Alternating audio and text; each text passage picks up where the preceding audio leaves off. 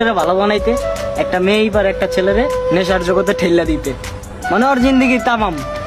মানে যারে ধরবো আরে ভালোভাবে ধরবো, আর যারে না ধরবো ওরে ধরবই না। ধরবোই না।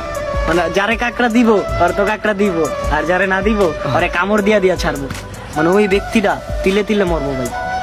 মায়া এমন একটা জিনিস, কারো মায়া না আটকা, যদি নিজের মায়া আটকেন না ভাই, সারাদিন কি জানেন ঘুমের দিন হারায় যেতে পারবেন। আর যদি মায়ের ভিত্তে আটকা যান, আপনার রাত্রে ঠিক মতন ঘুমটা উঠবে না, আপনার চেহারা ভাঙ্গে যাবে, ফেস নষ্ট হয়ে যাবে।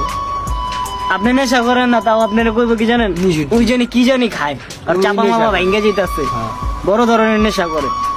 আসলে ভাই নেশা করে না, ওই ছেলেটা ঘুমাইতে পারে না প্রতিদিন রাত্রে, কিছু মায়ের কারণে।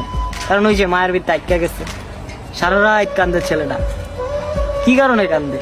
ওই যে মায়ার লগে আটকে গেছে গা, মায়ের লাগে আটকা গেছে। এই জন্যই বলে দুনিয়ার সবচেয়ে বড় খুনি মায়া। মায়া জিনিসটা হইলো যে দাদা, এই পৃথিবীর সবচাইতে একটা তুচ্ছ জিনিস, অনেক বাজে একটা জিনিস, বিশাল বড় একটা জেল। যে জেলে একবার আটকা পড়লে কারো কোনো সাধ্য নাই, কোনো কোডের সাধ্য নাই যে ওই জেল থেকে আপনারা বাইর করবে। মায়া এমন একটা জিনিস, রাইট? এই মায়ার ভিত্তি যদি আজকে আপনি আটকা যান না ভাই, আপনি জীবনে ভাই কিচ্ছু করতে পারবেন না ভাই। আপনার খালি পিছেই টানবো ভাই, সামনে আর বাড়াইতেই পারবেন না। আর এই মায়া জিনিসটাই একটা ছলনাময় নারী দেয়া যায় একটা পোলার লাইফে।